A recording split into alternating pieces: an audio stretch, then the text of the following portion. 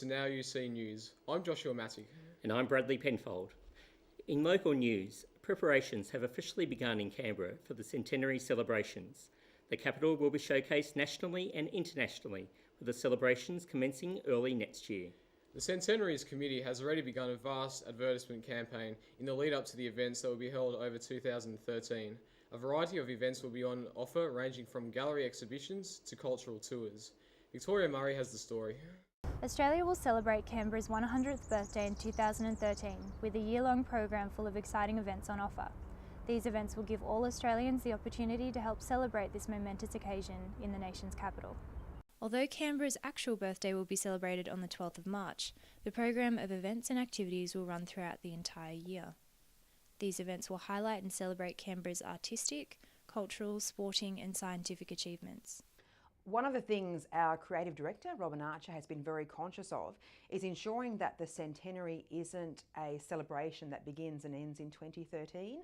So one of our goals, and a very important goal to us, is to ensure there's a legacy aspect to our celebrations. One event, the Capathetical International Design Competition, required entrants to imagine how Canberra might look if created today. Sarah Herbert, a final year University of Canberra architecture student, has been shortlisted as a finalist in the competition. Given that next year will be 100 years from the when the initial competition was run and won, it's really great for us to stand back and say, hey, what would we do if we did it today? How would it be different?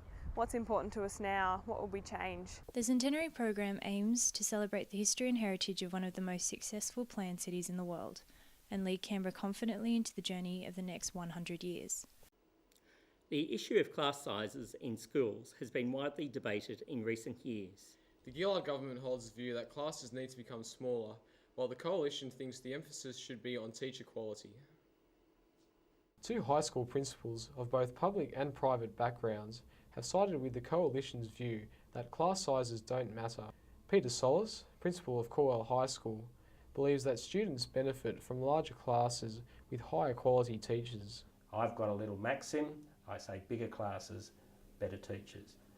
And that should always be the case until we have a bigger slice of the pie. He does, however, believe that smaller class sizes are beneficial for those with disadvantaged students and in specialist subject areas where OH&S requirements have limits on class sizes. Michael Lee, principal of St Mary MacKillop College, is unconvinced about the value of class sizes. The real determinant from a school's point of view in terms of what helps kids achieve and what works against kids achieving is the quality of the teacher. He also said that Year 12 median results at his school have been increasing yearly, independent of class sizes. Mr Solis said principal autonomy has been beneficial to his school in hiring teachers with suitable skill sets for student management. He argues that the best way for teachers to develop classroom management skills is through a gradual introduction into their job and by providing support for staff. He said that class sizes are not the main factor in determining student behaviour. All high school teachers are required to take what is known as the Teacher Quality Institute training annually to ensure teaching standards are being maintained. That's all we've got time for today. Make sure you join us again tomorrow. And don't forget, you can follow us on Twitter for constant news updates throughout the day. Bye for now. Emily Allen from Kedder & Kedder Law Firm. Thank you very much for your time this morning. Firstly, since when have Kedder & Kedder Law Firm been representing automotive repairers who are victims of asbestos-related illnesses? Okay, Kedder & Kedder have been representing a number of asbestos-related victims for almost 3 years now. However, we were seeing our first clients seek advice as far back as 2004. Cars sold in Australia before this time often had gaskets that contained asbestos, and unfortunately sufferers may not actually see their first symptoms for sometimes anywhere up to 20 years after their exposure. Has the firm represented any victims at all who have suffered fatalities due to obtaining asbestos-related illnesses from performing automotive repairs? Yes, unfortunately, Kedder & Kedder have had to represent terminally ill clients, And with 25,000 people in Australia estimated to die from it over the next 40 years, we believe it's time the government stops this number from rising. Yeah, under the Customs Regulations 1956 2003 amendment, asbestos is a prohibited import into Australia. Somehow, obviously, 24,000 vehicles from the Great Wall and Cherry Motor companies made it onto our shores into the country despite this prohibition.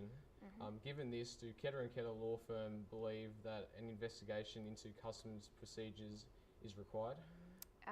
Separate to Kedder & Kedder's investigations, an independent investigation by the Australian Manufacturing Workers Union is actually looking into how thousands of cars containing the asbestos came to be imported into the country. Prosecution of manufacturers has not been ruled out, and the government and customs need to seriously consider how they are going to ensure that this doesn't happen again. Kedder & Kedder have already called for tougher legislation on asbestos imports. The Australian Competition and Consumer Commission currently administer the Competition and Consumer Act 2010, and this legislation already gives them the power to punish any wrongdoers. Also, in addition to this, under the Customs Act 1901, criminal offences may be applicable to any breaches of any prohibitions that exist under any customs legislation. So given this, isn't the legislation that Australia needs for this issue already in place? Well, given that the decision to merely label the affected cars was that of the ACCC and not at all the beliefs of Kedder & Kedder, yes, we do believe that the legislation is already in place under the Customs Act 1901, although we still stand by the ACCC making the wrong call in this case. Alright, so given that, would Kedder & Kedder like to see the ACCC use its legal power to prosecute Great Wall and Cherry Motors for their illegal exports into Australia? Or would Kedder & Kedder even like to see the prosecution of Atico Proprietary Limited, who are responsible for the imports of some overseas car companies, for allowing the import of these vehicles, most likely knowing that they had asbestos in them? Yes, Kedder & Kedder do believe that the circumstances are nothing but acceptable in this case, and penalties should be enforced, yes. Kedder & Kedder seem to have chosen to put the blame on the ACCC right from when this issue came to being. But of course, customs are the ones who are first hand on all international imports and arrivals of basically anything, whether products or people, into Australia. So given this, shouldn't it have been rather up to customs to resolve this issue in the first place? Maybe resolve isn't the correct word, but yes, it should have been customs in the first instance stopping these imports from coming into the country. In saying that, however, the government and the ACCC should not be, in essence, condoning these imports by merely masking customs errors with stickers. And finally, the ACCC has worked with Atico Proprietary Limited to communicate to all car owners that they will not be affected by asbestos unless they inappropriately deal with the cars. So should there be no issues anyway? Well, Kedder & Kedder are currently representing mechanics and not the actual car owners. We believe that the mechanics deserve the right to a safe working environment without posing risks to their long-term health. Excellent. Sorry, Emily, we've run out of time there. No problem. So thank you very much for your time this morning. Much appreciated. Thank you very much.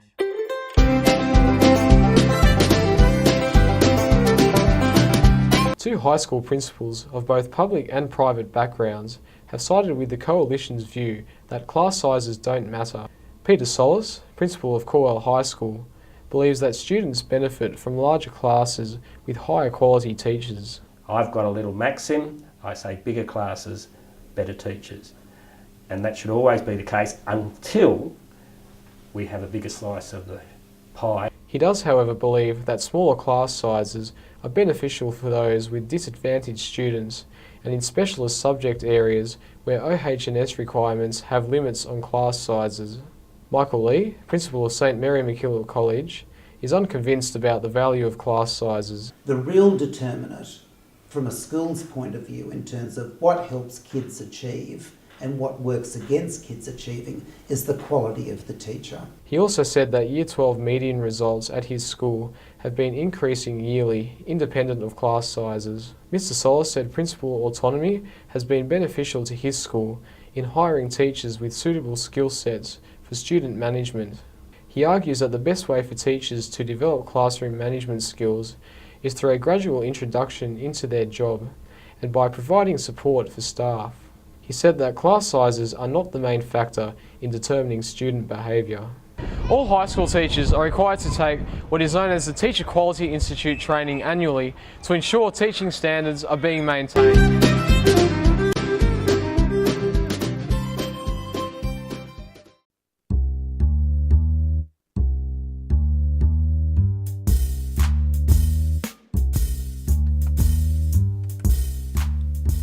Welcome to Now You See News. I'm Joshua Matic.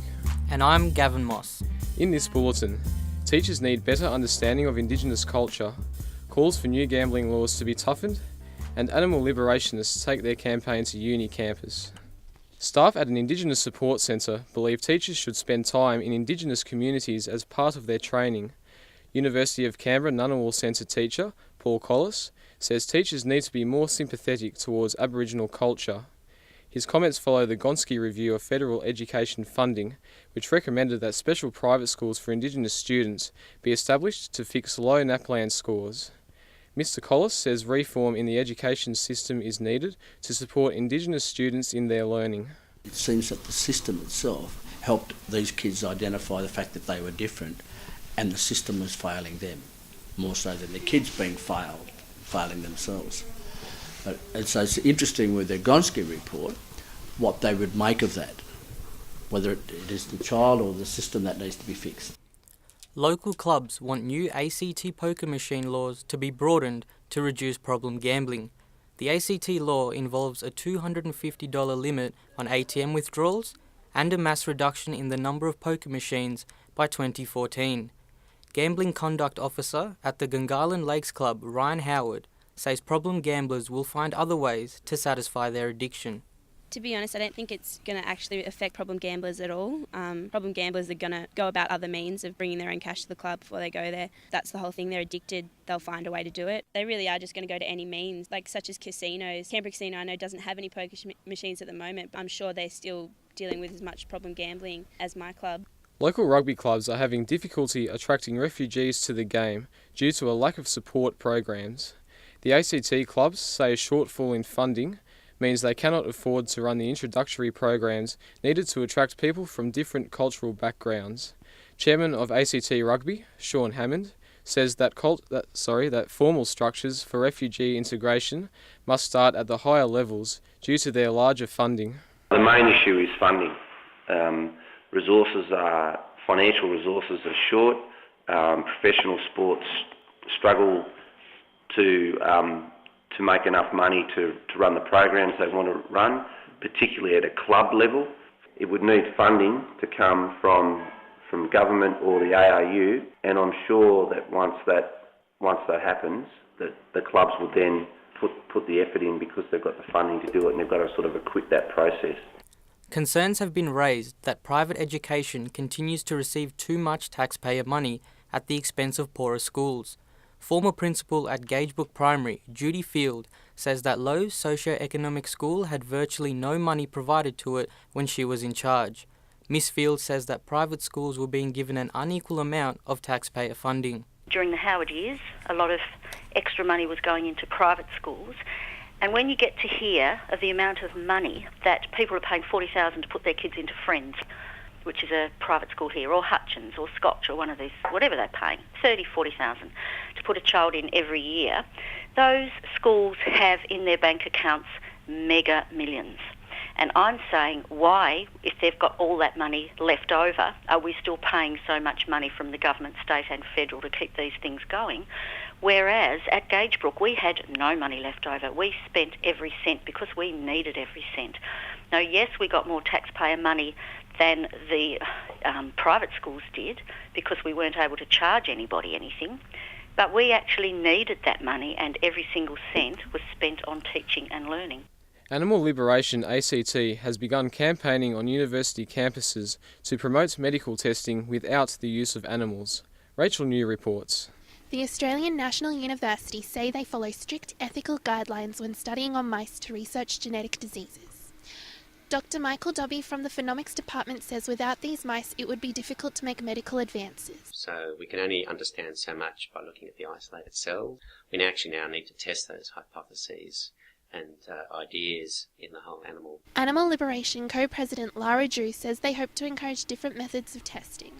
Science is very well established at the moment. I think it's quite advanced, and I think we have the technology and the capability and the mind to really progress without animals. We hope to particularly campaign more on university campuses about scientific experimentation on animals. Animal Liberation have campaigned against animal cruelty at the ANU before and helped successfully shut down their primate breeding program. The number of students enrolling in Australian universities is continuing to rise, with a 27% increase across the country over the last 5 years. Enrolments at the University of Canberra have also risen dramatically due to a big increase in international students. Manager of the university's International Student Support Centre, Scott Sheen, says this makes the university unique. International student enrolments has increased over the last, probably say 3 years. So there has been a fairly dramatic rise, and that's sort of a bucking of the trend that's quite different to the other universities around Australia, where there's been a small drop in recent years. As retailers struggle to recover from the impacts of the global financial crisis, a local Canberra retailer says she has gone from strength to strength. Julie Nichols from a local craft market believes that her success is due to offering products customers want at a reasonable price. I think if you're going to talk about the GFC affecting things, it's probably not so much the type of thing that they're buying, but perhaps the price. And we've been very careful in making sure that the people that we take into the shop and the markets are offering a product that's sought after and at a price that people are looking for at this stage. And now to sport. Capital Football has appointed a referee development manager to try and improve Canberra's referee numbers. Henry Bowring reports. Alison Flynn was appointed as Capital Football's first referee development manager on the 10th of April as part of an initiative to increase referee retention in Canberra. The turnover is up to 1/5 of registered referees per year. The feeling is it's between that 50 and 100, and most of those are junior referees. Marist Canberra Football Club referee coordinator Joe Brigulio said the situation would improve if the culture changed. Retention would be helped if clubs, officials, teams, coaches, managers, spectators, if that culture of abusing a young referee would change. The Canberra football season starts on the 5th of May. Now to Canberra's weather. It will be fine and sunny with an expected top of 14 degrees. I'm Joshua Matic. And I'm Gavin Moss, and that's the latest in Now You See News. The Ngunnawal Centre has made an extraordinary suggestion that teachers spend time in Indigenous communities as part of their training. Centre teacher Wayne Appleby says cultural awareness in the classroom has been missing and inequality is to blame for low NAPLAN scores for Indigenous students. It's something that's there and it needs to be addressed. I see teachers need to be more sympathetic to the problems that Aboriginal children have. Education and Aboriginal and Torres Strait Islander Affairs Minister Dr Chris Burke says the way to improve Indigenous student performance is to have Indigenous teachers. The way in which we're doing that is providing some scholarships for Year 11 and Year 12 students, and then looking to get some people into the University of Canberra. The Minister says teachers are already required to be aware of all cultures, while the Ngunnawal Centre is applauding government programs already in place.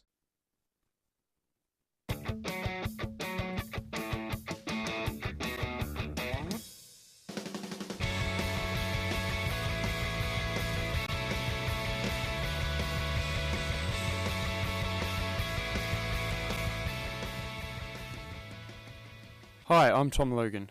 And I'm Josh Maddock. Coming up on the program, senior Canberra Raiders players want their next coach to be tough on discipline. And we talk with one of the young hopefuls in the Canberra football scene about his return from long-term injury. All that and much more to talk about in the world of sport. Stay with us, you're in the locker room. First up in the program, 2 senior Canberra Raiders players say the club must choose a new coach who has proven ability in raising up-and-coming talent. Brett White and David Shillington say the players are prepared to work with anyone who has credentials and experience to coach in the NRL. Joshua Matic reports. Shillington and Brett White have stressed the club must recruit a coach who will raise young players in a disciplined environment next season. While neither player suggested interim coach Andrew Doonerman should be overlooked, they say the club's talent must have a positive role model at the club. White says the promising group of juniors must be taken care of for the club to improve next season. I think that's definitely a coach that can relate to those younger guys and understand the way they go about their lives. Former Raiders and recently sacked North Queensland Cowboys coach Neil Henry has been linked with a return to the club. Shillington says Henry's experience would bring ideal changes to the Raiders. He says his 5 seasons at the Cowboys and time assisting Queensland coach Mal Meninga means he would be welcomed back. Hopefully he's learned a few things, after getting moved on by the Cowboys this year, and he's obviously keen to keep coaching. He stated that from the start. While Henry left the club before the end of his contract in 2008, Shillington says personnel changes since then means he would be returning with a clean slate. He says players would also support interim coach Andrew Doonerman being made permanent because he has shown the potential to be able to coach at the top level. We've already seen a few things change around the place as far as the team selections and what sort of training we're doing. Meanwhile, White says each player must take a holiday to refresh themselves for next season after a horrific 2013 campaign. Joshua Matic for The Locker Room. Anthony Milford says he wants to wait and see who will be appointed head coach next year before making a decision on his playing future. Milford is caught in the middle of a contractual tug-of-war between the Raiders and the Broncos after the 19-year-old said he wanted to return to Brisbane on compassionate grounds. The Locker Room's Angus Padgett has the story. The Canberra Raiders endured one of their most tumultuous seasons this year, highlighted by a number of off-field dramas which culminated in the sacking of coach David Furner. One bright spot for the season has been the emergence of rookie Anthony Milford. The teenager is contracted to the Raiders until the end of 2014, but has activated a get-out clause which allows him to return home to Brisbane to be near his ill father. Milford says his future will be known when the Raiders' coaching job becomes clearer. That's still getting decided. Just wait for pre-season and I guess wait for the coach to be announced later this week, and then just leave it all to the management stuff and I'll just get the football stuff. Milford is equally at home in the halves or at fullback and is seen by the Raiders to have the potential to fill a number of key positions in the backline. Regardless of where he plays next year, Milford says the Raiders' depth of young talent is looking bright after the Raiders under-20s won the Holden Cup minor premiership. Yeah, the depth in the club will be tremendous, I guess. All the boys will be good, and just with injuries and stuff, like what happened this year, I think the depth we have in the 20s is really good, and it's a positive for the club. For now, though, Milford says the Raiders are looking forward to a break and escaping from the media circus that has surrounded them this season. But he says the players are keen to make amends when pre-season starts. We'll go on like a 6 or 7 week break. I think some of the boys will go to the World Cup. And then from then on, I'll be pre-season starting again, so short turnaround and then get back into it. Milford says he expects the Raiders' coaching job will be finalised by the end of this week. Angus Padgett for The Locker Room. Still on rugby league, and the Queanbeyan Kangaroos are the toast of the Canberra Raiders Cup after winning their third grand final in 4 years. The Roos beat crosstown rivals the Queanbeyan Blues 17-16 in extra time to win the premiership. One of the players making his first grand final appearance was Roos winger Brian Cronin. He told The Locker Room that Roos coach Aaron Gorrell made a huge impact on his breakthrough season. So what was going through your mind before the grand final against the Queanbeyan Blues? Well, I just had, a lot of nerves, to be honest. That's my first grand final I've ever played in, and to be playing at first grade as well. So, I was feeling a lot of nerves. But going through my head, I just wanted to get the win, get out there and do my job. I knew I had to work extra hard to win the game, so that was going through my head. When the game went into extra time, what was going through your mind? Look, I was pretty confident with the team, actually. It looked like, we were out there. It looked like we were on top. We just had to finish off. And I was confident that Jordan Macy was going to get the field goal because we've been doing that at training for the last few weeks. And he just doesn't look like he misses them. The celebrations, obviously there was a lot of joy amongst the team. What was that like? It was massive, To get away with the win in extra time as well, you just feel so much better because you've put in the extra hard work to get there. And look, we've been aiming for it all season, and all credit to the Blues. They've played well all year, but to beat them in the grand final, it gives us that extra boost. What's it like playing under coach Aaron Gorell? Goz is awesome. He's got the experience there to keep us going. He's got NRL game experience, Super League. Yeah, it's just been a massive experience for me. I've learned so much this year than any other year. Yeah, Goz is a great coach. Now it's time on the locker room to get an update on other sports news. And here's Angus Paget. Thanks, Josh. In local AFL, Belconnen will play the Sydney Swans in the grand final of the NEAFL competition after beating Ainslie by 16 points in the preliminary final. In rugby union, Tuggeranong Vikings have won a hat-trick of premierships after beating Royals 28-21 in the grand final.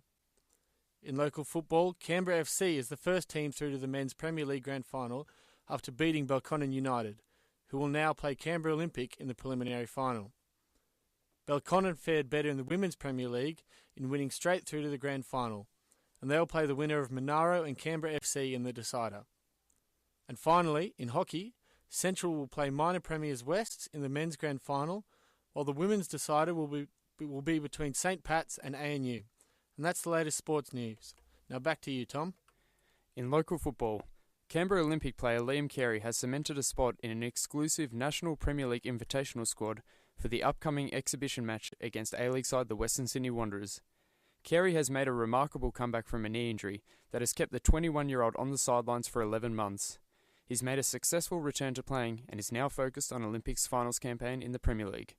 The locker room's Tom Adams spoke to Carey on his return to football and his recent season's achievements. Did you think the road to recovery would take this long when you first heard you had to go under the knife? Well, when I originally got told that it'll take about 9 or 10 months to get back to full fitness, I was a little bit worried because it was going to cut into the season. But I came back a little bit earlier than expected, which led to some setbacks. But it's good to be back playing in the finals with a good team, which started the season off well when I was on the sidelines. But it was very daunting the first 50-50 tackle I did. But I came out unscathed, so it's all been up from there. It's good to be back. Yeah, good. And how did it feel to be selected in an exclusive elite Olympic squad, including other fellow National Premier League players, to play against the Western Sydney Wanderers?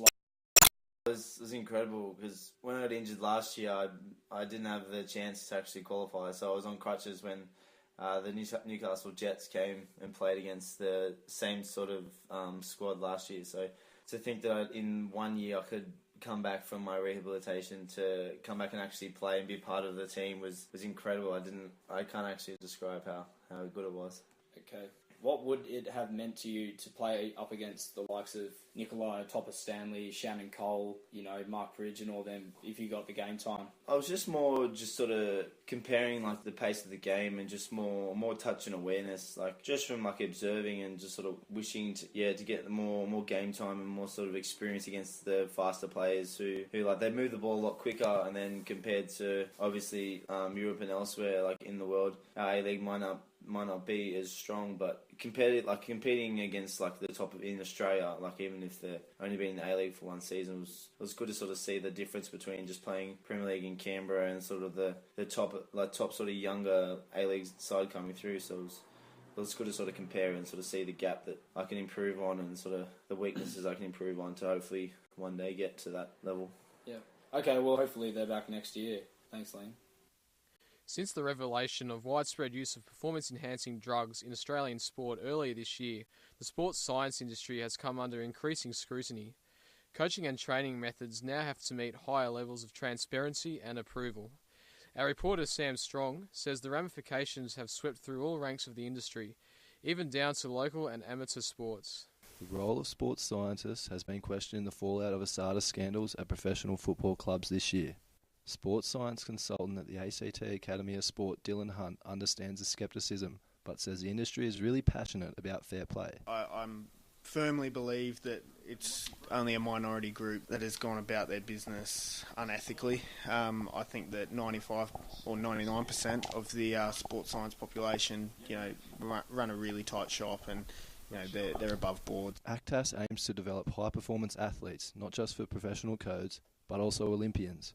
Mr Hunt says it's important for the organisation to adhere to national protocols as they are shaping a number of individuals' career paths. Being part of a more of a national institute, we sort of conform to the guidelines of the Australian Institute of Sport, so we're under pretty strict protocols. One of the areas of contention in the controversy around the Essendon and Cronulla clubs has been the information sports scientists and coaches have provided to their players. Hunt believes communication and transparency is how trust can be rebuilt with athletes and the sporting public. If we can explain to our athletes why we do it, then there's going to be a better buy-in and appreciation of what our role is. Sam Strong for The Locker Room. And that wraps up the show for this week. You've been listening to The Locker Room. I'm Tom Logan. And I'm Josh Maddock. We'll be back on the air again at the same time next week.